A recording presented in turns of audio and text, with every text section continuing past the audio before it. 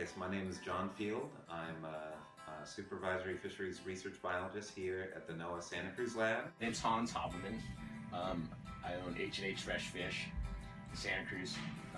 We primarily work to sell the most sustainable fish we can get. So rockfish have been fished in the California current throughout the West Coast for over 100 years.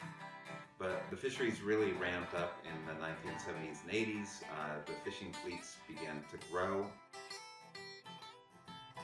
Rockfish is kind of crazy. It's what pretty much started the entire fishing industry out in Monterey Bay. It's back in the day when the Chinese first started fishing, and then the Italians came in, and the Genovese came in from there, and they would set gill nets and fish rod and reel or hand line, long lines and stuff, and it really hasn't changed a whole lot. At one point through the early 50s and 60s, all the way up into the early 80s, they were still setting gill nets and whatnot that pretty much decimated a lot of the species. It brought them down to levels that were no one really knew.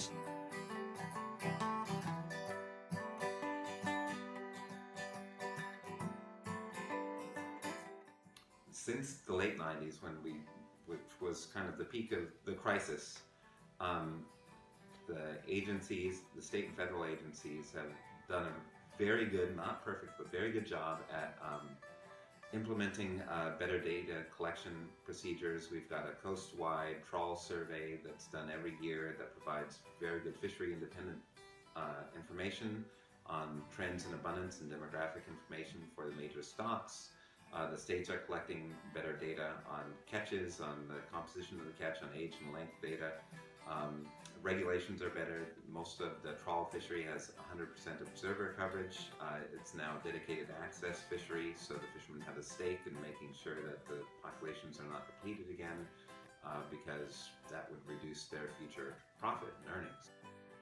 After they started doing some serious regulations on us as far as rockfish goes, they stopped the gill netting completely, and that was a big thing. I think that really changed things, and we started seeing a lot more fish.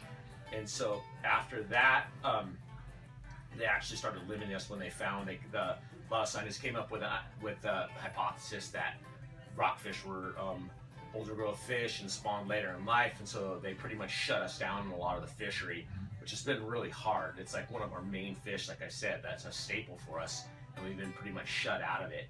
What's happened is pretty miraculous in the rebound of the actual rockfish.